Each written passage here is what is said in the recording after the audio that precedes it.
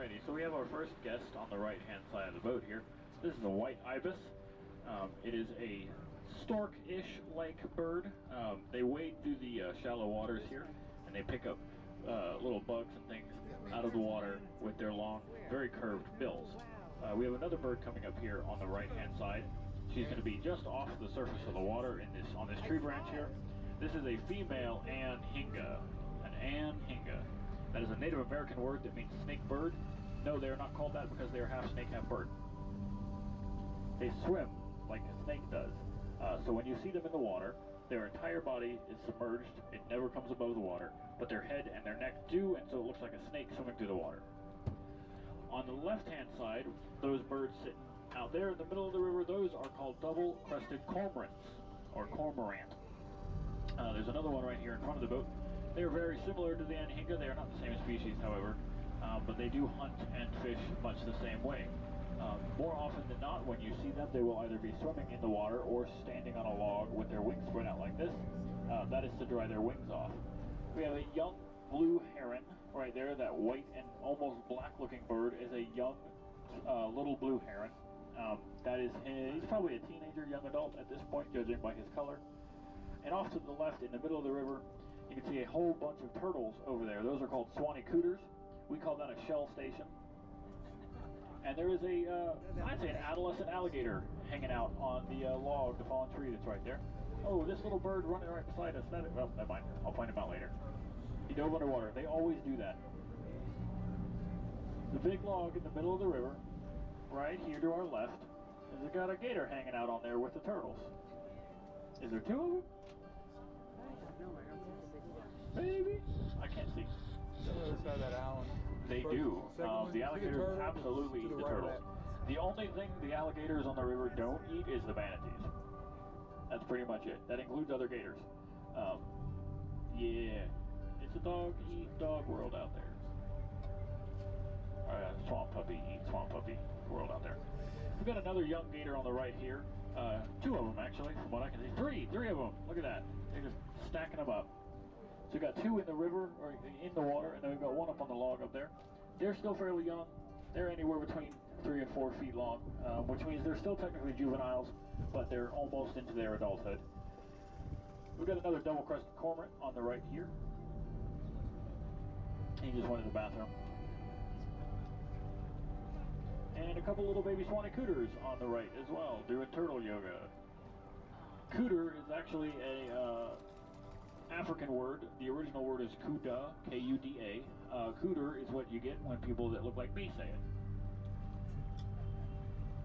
That usually gets at least a chuckle, so I'm alright with it. Out there on the far side of the river, you can actually see that bird that I was talking about earlier. She's got her wings spread out like that. That is another female anhinga, and she's drying her wings off. The anhinga and the cormorant both lack the chemical that makes the wings waterproof, or their feathers waterproof. They have it that way intentionally. And so when they get done swimming and they get up out of the water, they have to spread their wings to dry off in the sun. And we call that sunning. This little bird on the left-hand side, it just dove underwater again. That one right there with the red beak. That is a common moorhen, otherwise known as a Florida gallinoo. Here at Wakulla Springs, we call them swamp chickens. We call them swamp chickens because they got big old chicken feet that are not webbed and don't make any sense why they swim in the water. They also kind of sound like a chicken when they're mad. Another female anhinga on the left there, on that cypress knee out there. Whew, I'm glad I got to drive this boat. It's nice and breezy out right now. We've got a whole gaggle of double-cresteds out there in the middle of the river, as well as one female anhinga. No, the males are just all black.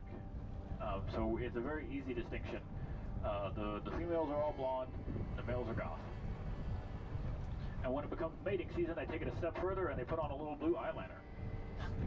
I'm not kidding. Their mating plumage is bright blue rings that look like eyeliner around their eyes. It's really cool. I have been told that it's a viral infection that they intentionally give themselves, similar to pink eye, that turns the outside of their eyes blue. I don't know if that's 100% true, but that's what I've been told. We've got a whole gaggle of gators on the right-hand side of the boat here, hanging out on that hill there. We've got 4 of them. We've got 3 up on top of the hill and 1 kind of tucked down here in the brush. see it? No. Oh, I see him. I absolutely Doesn't love meow. alligators. I'm kind of biased though. I'm a reptile person in general. I'm not a lizard person. I'm a reptile. That was kind of a joke. No, I'm a herpetologist, so I work with reptiles. They're my specialty. I like the alligators, the snakes, the turtles, all of them.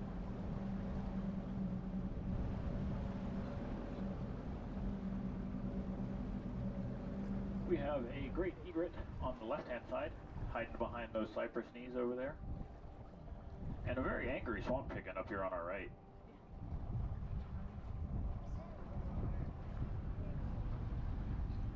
What are you so mad about, bro? Yeah, I see him. Oh, you don't have anything to say now, huh?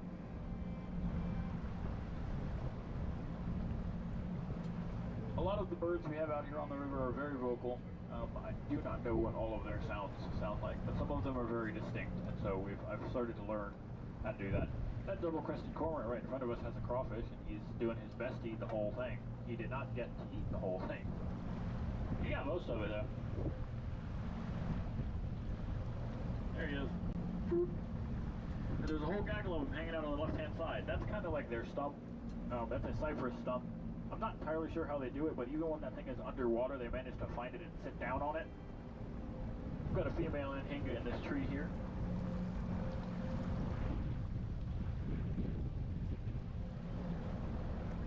If y'all see anything that I have not pointed out, go ahead and point out at it, shout at it, and let me know that it's there. If you have any questions, feel free to ask at any point during the tour.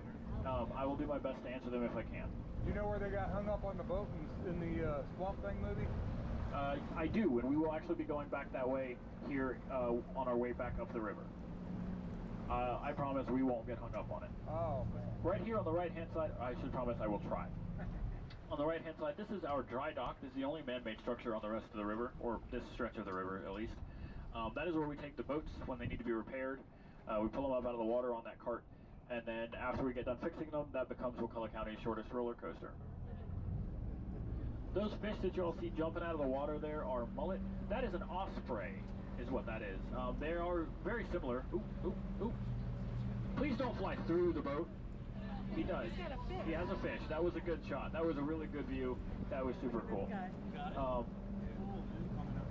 Very nice, very nice. That is an osprey. They are a bird of prey, a raptor. That means they eat meat. They're quite a bit smaller than the bald eagles. They are actually natural enemies with the bald eagle. They fight over territory all of the time. They are the reason we don't have any bald eagles on the river. We do have them in the park, but they don't come to the river for that reason. Weird. Fair enough. We got a little blue heron on the right-hand side here, hanging out. That's one of the prettiest birds we have on the entire river, in my opinion. We got another gator hidden back there in the weeds back there, doing a very good job of looking like a log. We call them danger logs. I cannot confirm nor deny that.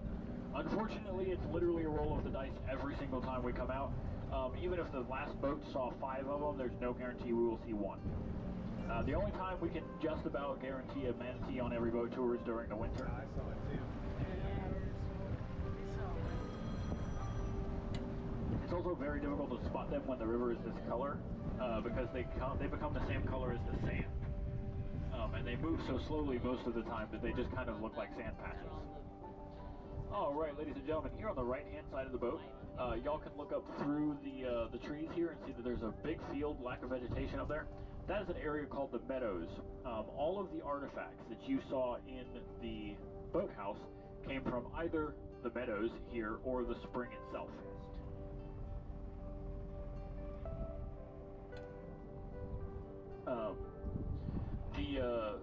We have evidence of human habitation in that field right there for more than 12,000 years. Not 1,200, 12,000. We have found artifacts dating all the way back that far, from both the Native American tribes of the area as well as the Spanish conquistadors. There are much more intelligent people than me that are very specialized in doing those things that include carbon dating and things like that. Also, just knowing what artifacts look like and having other artifacts from that long ago, we can compare those. There's a little gator hidden back there behind those trees.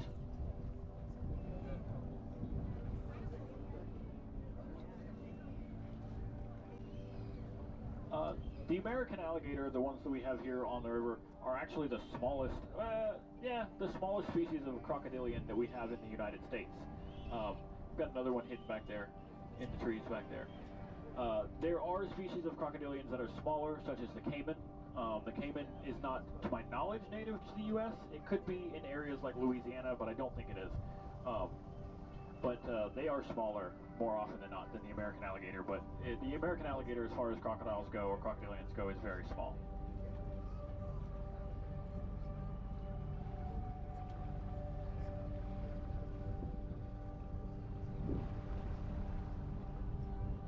There's a couple of red-winged blackbirds flying around here on the left-hand side. They just kind of duck down into the reeds over there in the middle of the river. They might take off flying again when we get over that way. Hopefully we'll be able to see a couple of them. There's one right there. Oh, he just landed too. There's a white ibis. The fish jumping that you guys see are mullet. We have black and silver mullet on the river, and they like to try to fly.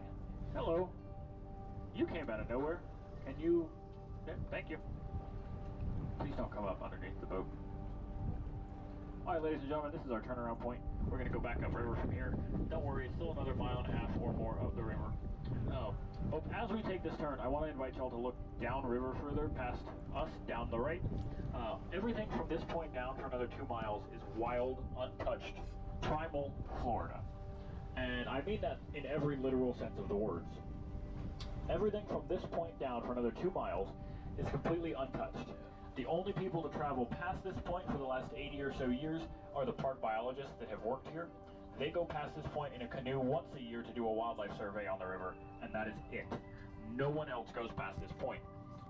It's so untouched that none of the animals that are currently living down there have ever heard an engine turn over. One of the other boat captains likes to say that there could be a stegosaurus living down there, and we would have no idea.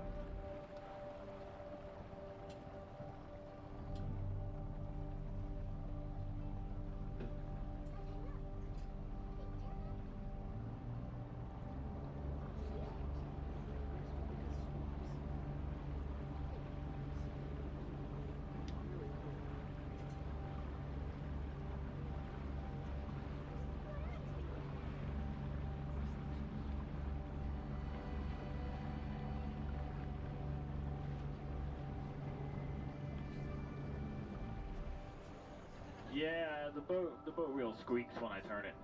On the left-hand side of the boat, we've got a nice big old gator, and on the right-hand side of the boat, we've got some turtles doing yoga. I didn't see the gator. I see the gator. There he is. There he is, right there. Yeah. He's sleeping. Hello, guy. Where were the turtles? I missed those.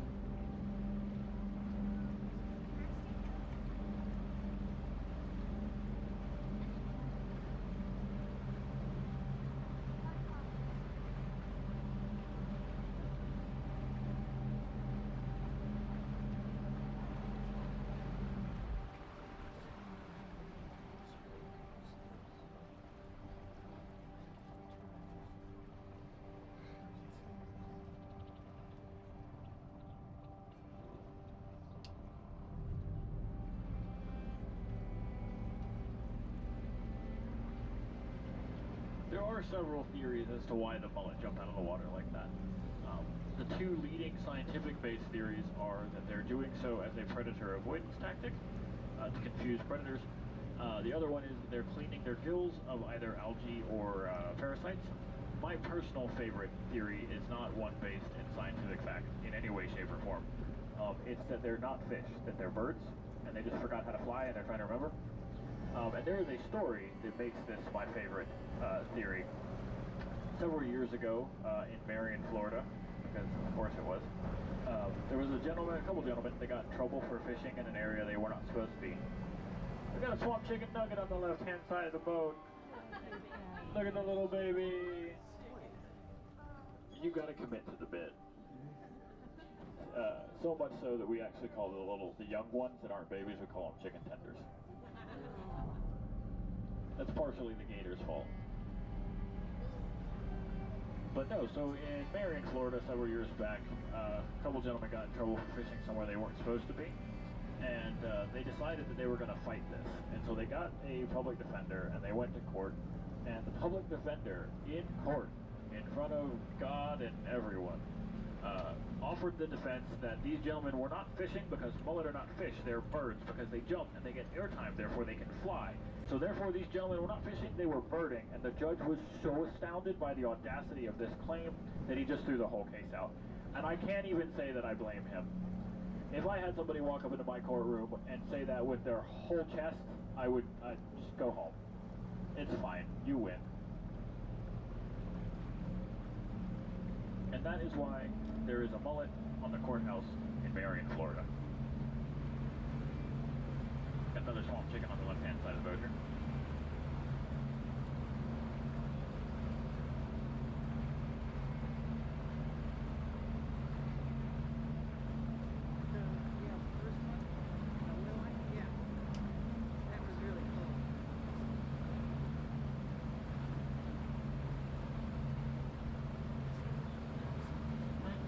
They do that sometimes, actually.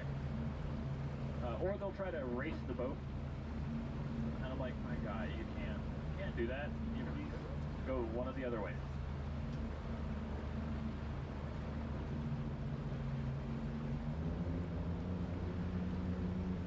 Got a little blue heron on the left-hand side there. And another swamp chicken hanging out right there, too.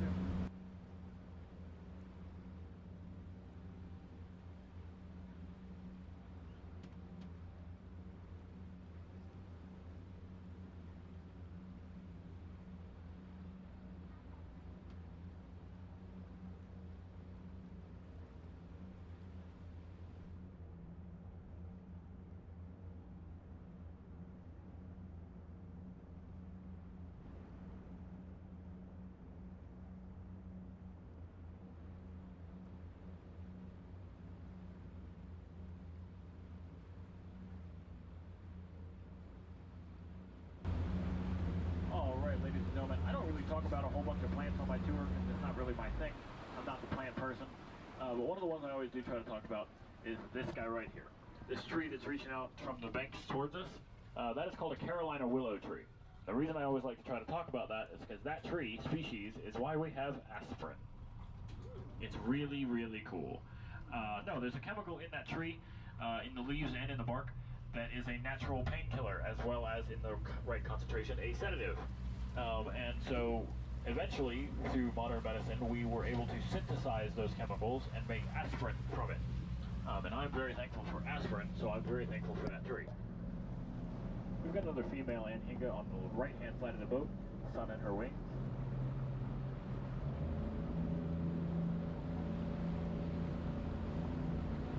She decided she no longer needed to sun her wings.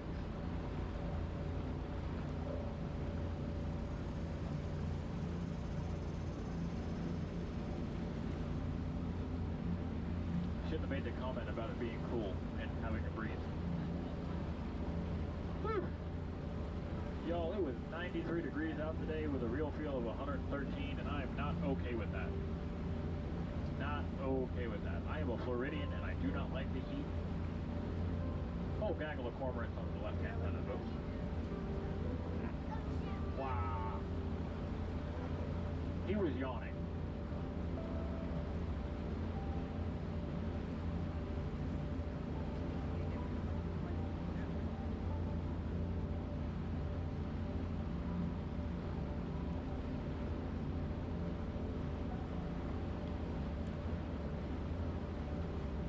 Got a big old gator coming up on the right-hand side.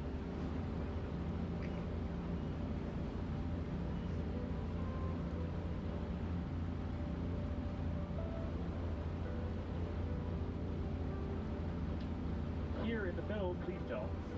Here in the middle of the river, y'all can see these bald cypress trees coming up. The one in the middle here, all the way at the very top of that, is the osprey nest. That's where the osprey that we just saw earlier flying around stays at. We do have a mated pair on the river, and they just recently had hatchlings. Those hatchlings are out of the nest now. They are flying around on their own.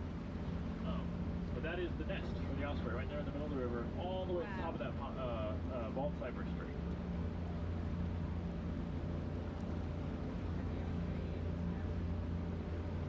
They are big birds. I got asked the other day, I said that, and somebody was like, "You got Big Bird," and I was like, "Nope, we don't have Big Bird doesn't live here. He's on Sesame Street in California."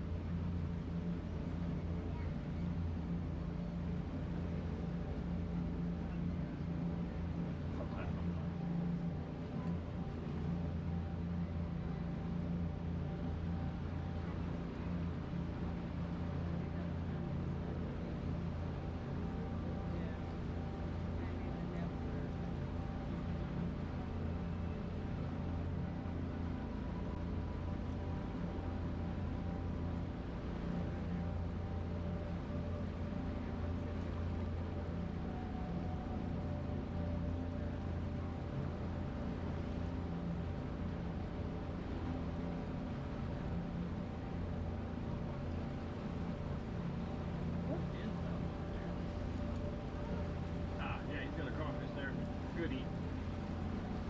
Those are real good with some butter.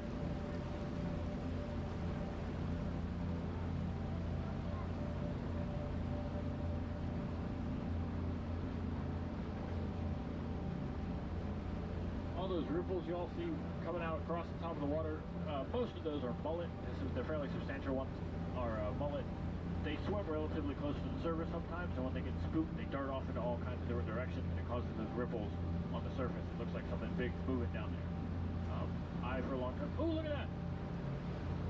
That is I believe it was a prothonotary warbler, which is a very, very hard word to say about just a little tiny yellowish bird.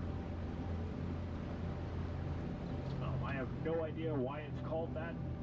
I didn't get to name it, unfortunately. I probably would have just called it the yellow warbler, but, you know.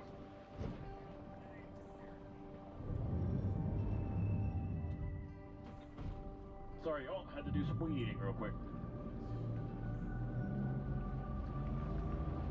This eelgrass down here is a lot tougher and thicker than it looks, and sometimes it'll get tangled up in our engine. It doesn't really do anything, it just kind of slows the boat down a little bit. And so we pop it in reverse for a few seconds to chews it all up and spits it out, and then we keep moving. It makes it really difficult to go upriver if your engines are not working at full capacity. Right here on the left-hand side, y'all can see that red flower right there on the very base of the water line. That is called a cardinal flower. They're actually a relatively rare flower, apparently. I had never seen one before I started working here. They grow up around the river, and they will only be here for a few months. They will actually continuously bloom that whole time, but they die out really, really quickly and they disappear. That was the first one that we had spotted this year, and within a couple of weeks we'll have half a dozen or so more.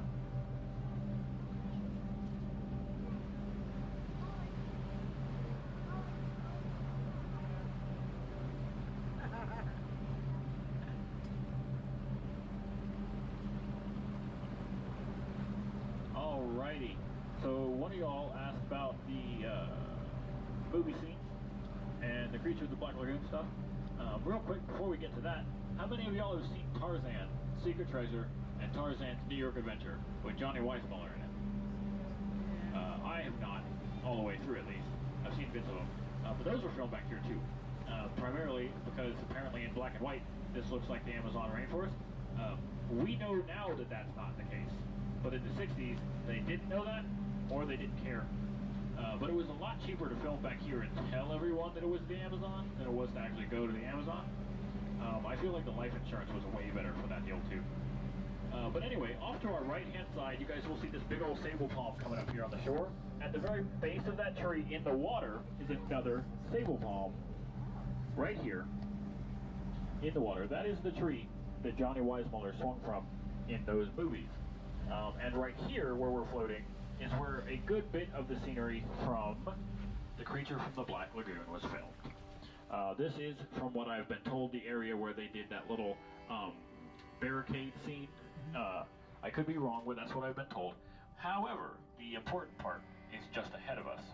Through all of those trees right there in front of us was the actual lagoon where the creature lived. As we round this corner, you will be able to look back to the right of the boat and see down into the lagoon. We cannot go back there with the boat. It is much too shallow around the entrance of the lagoon for us to get back there. But that movie was very, very special to a lot of us here at Wakulla Springs, and for a few different reasons, but primarily because the guy who put on the mask, the guy who became the creature from the Black Lagoon, worked here at Wakulla Springs as a lifeguard before he became the creature. He was his name was Rico Browning, and he was not meant to play the creature. He never auditioned, he never tried out, none of these things.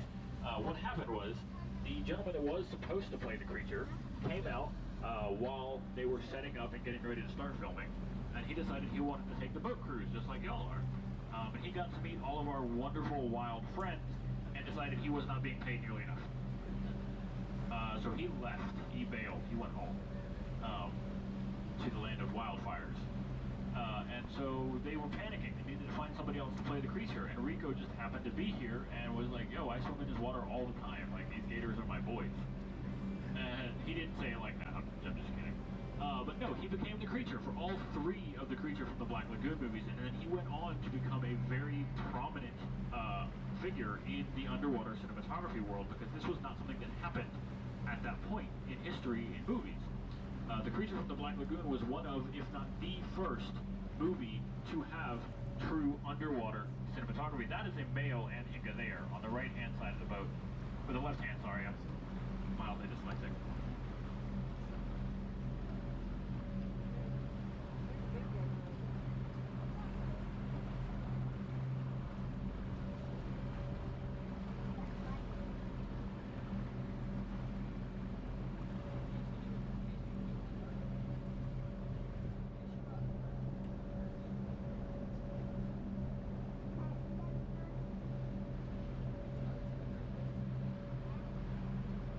There's that breeze, that cool air.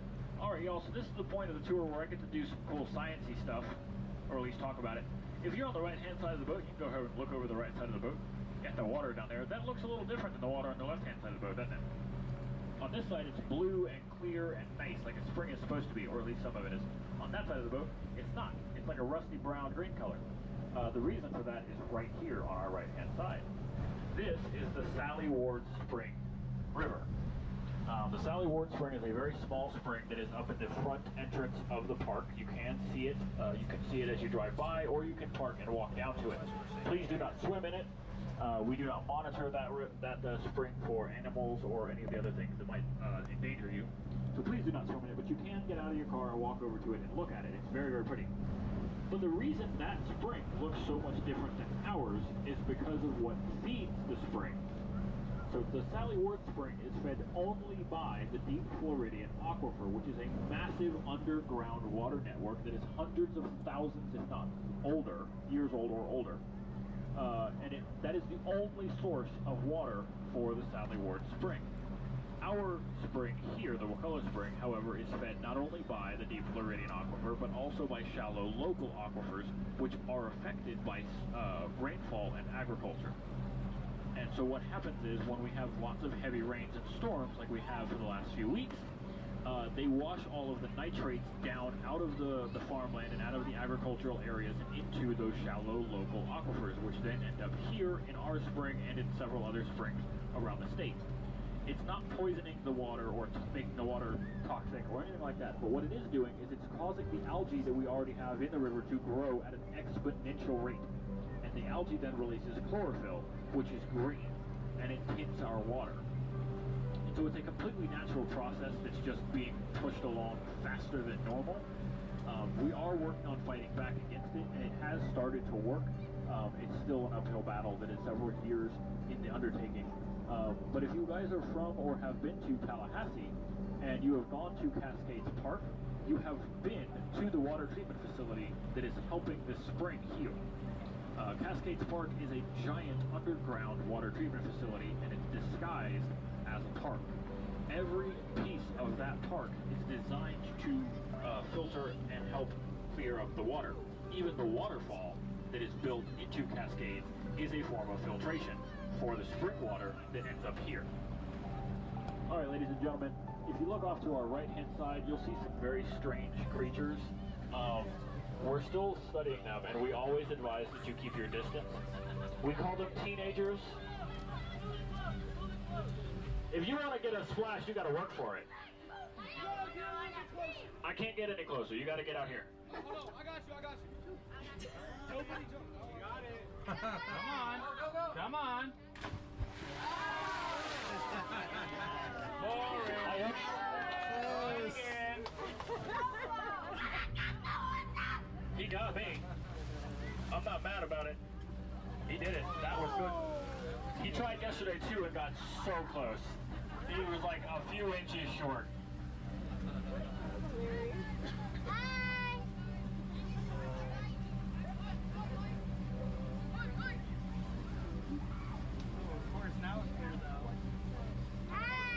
Off to our left here, if you guys look over here, this green island bit here, we've got, that is actually where Joe Jr. lives.